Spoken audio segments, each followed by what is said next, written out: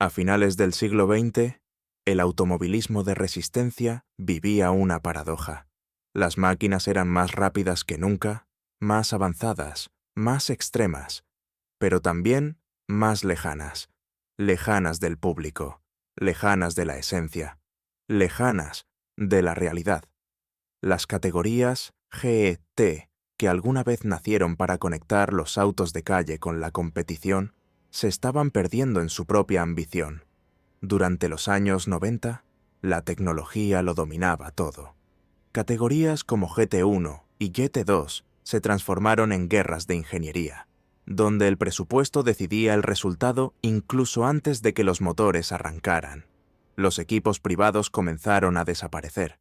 Los fabricantes más pequeños se quedaron atrás. Y poco a poco, el espectáculo empezó a desvanecerse. Pero en medio de esa crisis silenciosa, surgió una idea simple, pero revolucionaria. ¿Qué pasaría si, en lugar de dejar que la tecnología creara diferencias, se diseñara un sistema para eliminarlas? Así, en el año 2006, nació la categoría GT3, no como una evolución natural, sino como una ruptura total, una nueva filosofía, un nuevo comienzo. El corazón de GT3 no era la velocidad absoluta, era el equilibrio, el llamado Balance of Performance, un sistema capaz de ajustar peso, potencia y aerodinámica, para permitir que autos completamente distintos compitieran en igualdad de condiciones. Motores V10 contra V8, diseños radicalmente diferentes, filosofías opuestas, compartiendo la misma pista. Y por primera vez en años, la victoria volvía a ser incierta. Los fabricantes respondieron rápidamente. Porsche, Ferrari, Lamborghini, Aston Martin. Pero esta vez, el objetivo no era construir el auto más rápido. Era construir el auto más consistente, más manejable, más competitivo, dentro de un sistema que lo igualaba todo. Y entonces ocurrió algo inesperado. Los equipos privados regresaron. Garajes independientes volvieron a llenarse de vida, porque por primera vez en mucho tiempo podían comprar un auto listo para competir, sin depender de fábricas, sin presupuestos imposibles, solo talento, estrategia y determinación. Las primeras carreras fueron caóticas, impredecibles, intensas. Cada circuito contaba una historia distinta, cada carrera, un nuevo equilibrio. Y en el año 2009, un punto de inflexión marcó el camino. Audi presentó el R8 LMS, un auto diseñado específicamente para clientes, fiable, competitivo, accesible dentro de su categoría. No solo cambió el rendimiento en pista, cambió el modelo de negocio, porque Audi entendió algo fundamental. El verdadero motor de GT3 eran sus clientes, equipos que podían competir, ganar y mantenerse en el tiempo. A partir de ese momento, GT3 dejó de ser una categoría emergente. Se convirtió en un fenómeno global. Europa fue solo el inicio. Asia, América, Oceanía. El mundo entero adoptó la fórmula. Y con ello, el público volvió. Porque por primera vez en años, nadie sabía quién iba a ganar. Pero el éxito siempre tiene un precio. A medida que GT3 crecía, también lo hacían sus tensiones internas. El Balance of Performance, ese sistema que lo hacía posible todo, comenzó a ser cuestionado. ¿Era realmente justo? ¿O era una ilusión cuidadosamente controlada?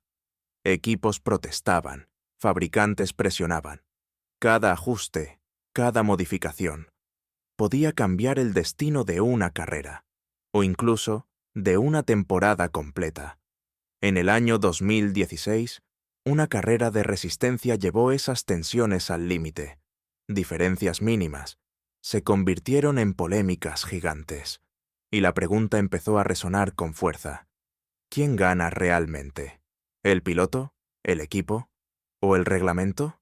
La Federación Internacional del Automóvil respondió con más control, más datos, más sensores, más precisión.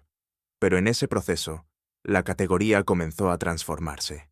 La intuición fue reemplazada por algoritmos, el instinto por simulaciones. GT3 se convirtió en un juego de números, un sistema donde cada milésima podía ser anticipada. Y aún así, en medio de todo, los equipos privados siguieron luchando, contra presupuestos mayores, contra estructuras más grandes, contra un sistema cada vez más complejo. Pero el crecimiento no se detuvo. Más campeonatos, más carreras, más regiones adoptando el concepto, hasta que la expansión comenzó a fragmentarlo todo. Reglamentos ligeramente distintos, interpretaciones diferentes, una identidad cada vez más difusa. Y entonces, GT3 llegó a un punto crítico, demasiado grande para fallar, demasiado complejo para mantenerse igual. A finales de la década de 2010, el automovilismo tomó una decisión: unificar, ordenar, reorganizar, crear un sistema global capaz de sostener lo que GT3 se había convertido.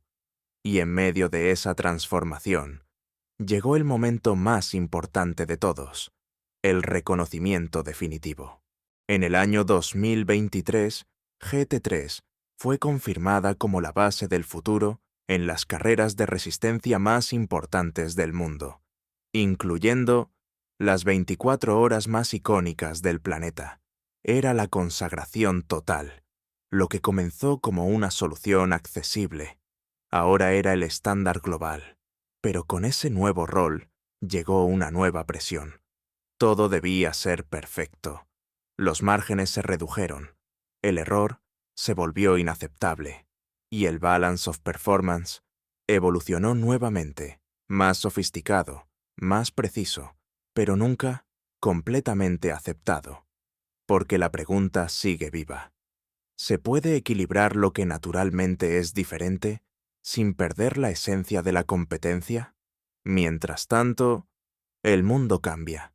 Nuevas tecnologías emergen, la electrificación avanza, el sonido, que alguna vez definió la emoción, comienza a desvanecerse, y GT3 enfrenta su mayor desafío: adaptarse o desaparecer. Pero hay algo que permanece, algo que ninguna tecnología puede reemplazar: el deseo humano de competir, de superar al otro, de cruzar la meta, primero. Y mientras ese deseo exista, GT3 seguirá viva, no solo como una categoría, sino como una idea. La idea de que lo diferente puede competir en igualdad, la idea de que el equilibrio puede crear espectáculo, la idea de que el automovilismo no se trata solo de máquinas, sino de quienes las conducen. Y así, la historia de GT3 no termina, porque en este mundo nada muere realmente, solo evoluciona.